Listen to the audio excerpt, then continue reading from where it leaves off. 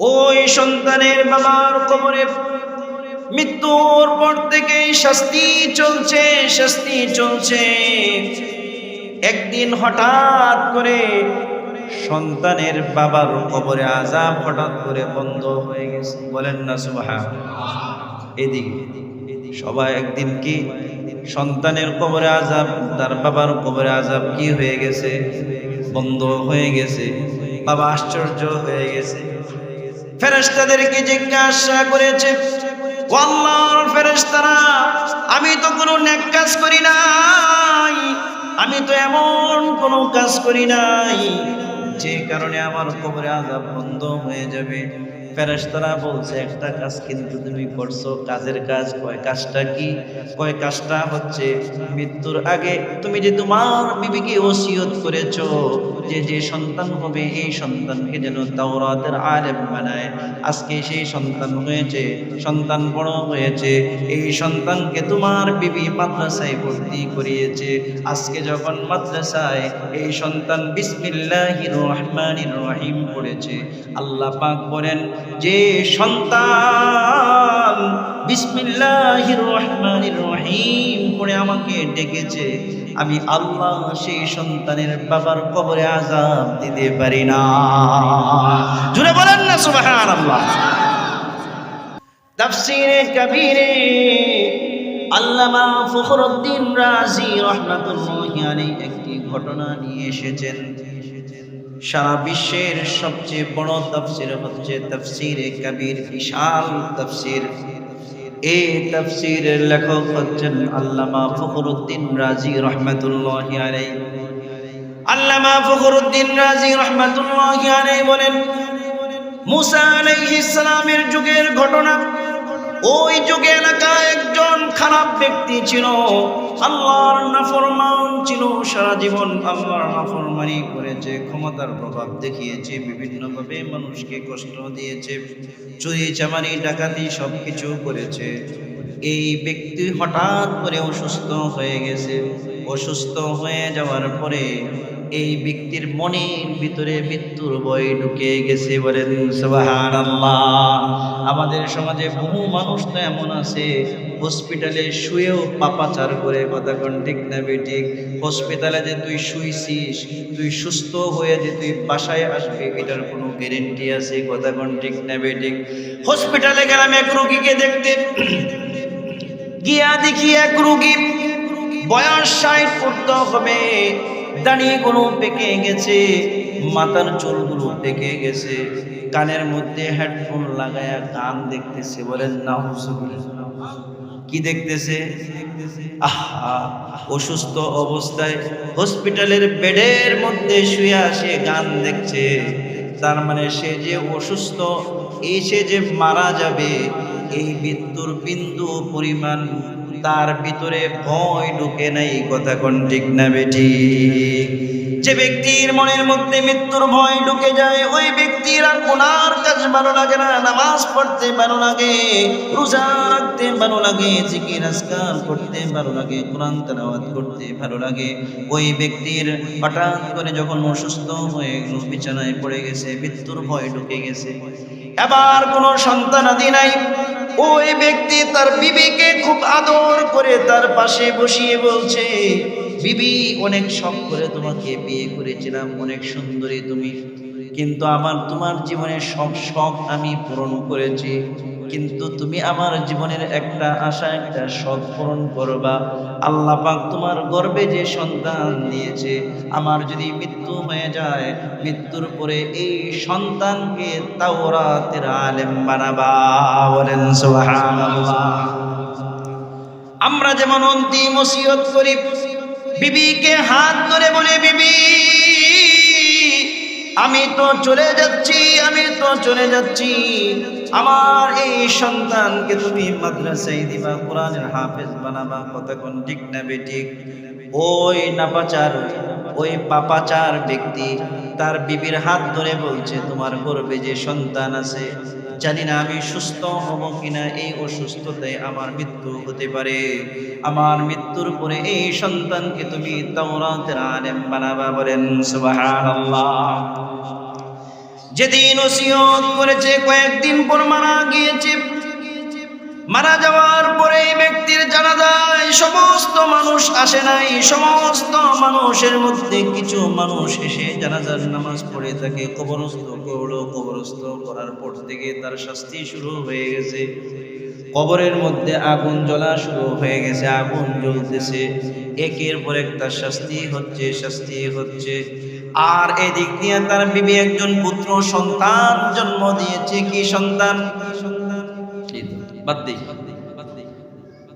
ঘটনা বলার দরকার নেই, শেষ করে দিই। আপনারা তো কে আসছে না আসছে আপনারা এদিক আজব ব্যাপার। হ্যাঁ, আলোচনার সে কোনো ব্যক্তি দামি হতে পারে। কথা বলেন, আলোচনা কি? কার আলোচনা চলতেছে? দিনের আলোচনা চলতেছে।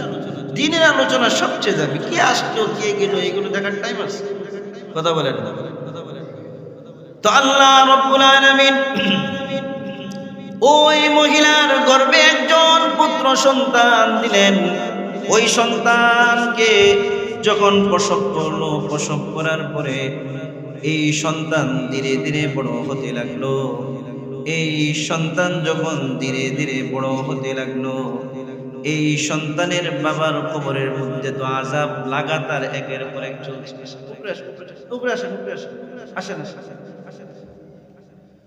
ওই সন্তানের বাবার কবরে মৃত্যুর পর থেকে শাস্তি চলছে। একদিন হঠাৎ করে সন্তানের বাবার কবরে আযাব হঠাৎ করে বন্ধ হয়ে গেছে। বলেন না সুবহানাল্লাহ। এদিকে সবাই একদিন কি সন্তানের কবরে আযাব, তার বাবার কবরে আযাব কি হয়ে গেছে? বন্ধ হয়ে গেছে। বাবা আশ্চর্য হয়ে গেছে। ফেরেশতাদেরকে জিজ্ঞাসা করেছে, ও আল্লাহর ফেরেশতারা, আমি তো কোনো নেক কাজ করি নাই, আমি তো এমন কোনো কাজ করি নাই যে কারণে আমার কবরে আযাব বন্ধ হয়ে যাবে। ফেরেশতারা বলছে, একটা কাজ কিন্তু তুমি করছো। কাজের কাজ। কয় কাজটা কি?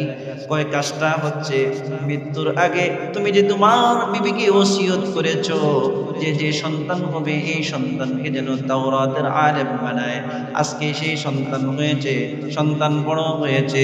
এই সন্তানকে তোমার বিবি মাদ্রাসায় ভর্তি করিয়েছে। আজকে যখন মাদ্রাসায় এই সন্তান বিসমিল্লাহির রহমানির রহিম পড়েছে, আল্লাহ পাক বলেন যে সন্তান বিসমিল্লাহির রহমানির রহিম পড়ে আমাকে ডেকেছে, আমি আল্লাহ সেই সন্তানের বাবার কবরে আযাব দিতে পারি না। জুড়ে বলেন না সুবহানাল্লাহ। আল্লাহ রাব্বুল আলামিন সন্তান যখন বিসমিল্লাহির রহমানির রহিম পড়েছে, আল্লাহ পাক সাথে সাথে আযাবের ফেরেশতাকে বললেন, ও আযাবের ফেরেশতা, যে সন্তান বিসমিল্লাহির রহমানির রহিম পড়েছে ওই সন্তানের বাবা জাহান্নামের আযাবে থাকতে পারে না। সাথে সাথে যাও এই সন্তানের বাবার কবরে আযাবকে বন্ধ করে দাও। বলেন সুবহানাল্লাহ। সন্তানের বাবার কবরে আযাব বন্ধ হয়ে গেছে।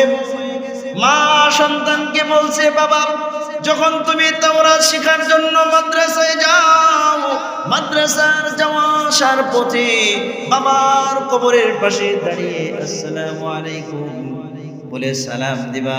আসসালামু আলাইকুম ইয়া আহলাল কুবুর বলে সালাম দিবা। তোমার বাবার কবরের পাশে দাঁড়িয়ে কিছু পড়বা, এই সেই সওয়াব আল্লাহ পাক তোমার বাবার কবরে পৌঁছিয়ে দিবেন। বলেন সুবহানাল্লাহ। সন্তান প্রতিদিন যখন সকালবেলা যায় বাবার কবর জিয়ারত করে, আবার যখন মাদ্রাসা থেকে বিকালে ফিরে আসে তখনও বাবার কবর জিয়ারত করে। একদিন সন্তানকে বাবা স্বপ্নে দেখাচ্ছে, বলছে, ও সন্তান, তুমি আজকে আগামীকালকে যখন আমার কবর জিয়ারত করতে আসবা তখন তুমি কোনো কিছুই তেলাওয়াত করো না, তুমি শুধু সালাম দিয়ে আমার কবরের পাশে দাঁড়িয়ে থাকবে। সন্তান জিজ্ঞাসা করছে, বাবা কেন আপনি এমনটি বলছেন? বাবা বলে, ও আমার কলিজার টুকরা সন্তান, তুমি যখন সালাম দিয়ে তাওরাত তেলাওয়াত করা শুরু করে দাও, তোমার জবান থেকে এত পরিমাণে নূর, এত পরিমাণ আলো বের হয়, আমি তোমার চেহারাটা দেখতে পারি না। তুমি কত বড় হয়েছ এটা আমি দেখতে পারি না। আগামীকাল এসে তুমি সালাম দিয়ে তুমি দাঁড়িয়ে থাকবা, আমি দেখতে চাই তুমি কতটুকু বড় হয়েছ। নেককার সন্তান যদি রেখে যেতে পারেন, 10 টাকার সম্পদও যদি আপনি রেখে না যান, যদি নেককার সন্তান যদি রেখে যেতে পারেন, এই সন্তান আপনার নাজাতের ওসিলা হবে। কথা কোন ঠিক না বেঠিক? এই সন্তান কোরআন তেলাওয়াত করবে, এই সন্তানের সওয়াব আপনি পাবেন। এই সন্তান নামাজ পড়বে, এর সওয়াব আপনি পাবেন। এই সন্তান দান সদকা করবে, এর সওয়াব আপনি পাবেন। এটা আপনার নিয়ত করার দরকার নাই। সন্তান নামাজ পড়বে, সন্তান জিকির করবে, সন্তান কোরআন তেলাওয়াত করবে, সন্তান বয়ান করবে, বয়ান শুনবে, যা কিছু করবে অটোমেটিকলি আল্লাহ পাক আপনার অ্যাকাউন্টে, আপনার কবরের মধ্যে আল্লাহ পাক সব প্রেরণ করে দিবেন। বলেন সুবহানাল্লাহ। বনি ইসরাঈলের ওই পাপাচার ব্যক্তি সারা জীবন কি পরিমাণ সে আল্লাহর নাফরমানি করেছে। এত নাফরমানির পরে সে যখন তার সন্তানের ব্যাপারে ওসিয়ত করে গেছে, এই সন্তান যখন তাওরাত শেখার জন্য যখন সে মাদ্রাসায় গিয়েছে, বিসমিল্লাহ পড়েছে, আল্লাহ পাক কবরে আযাব বন্ধ করে দিয়েছেন। বন্ধ করেছেন তো করেছেন, এই সন্তান আসা যাওয়ার পথে প্রতিদিন কবর জিয়ারত করে, এই জিয়ারতের সব ওই ব্যক্তির কবরে পৌঁছান। আল্লাহ পাক ওই ব্যক্তির কবরকে জান্নাতের টুকরা বানিয়ে দিয়েছেন। বলেন সুবহানাল্লাহ।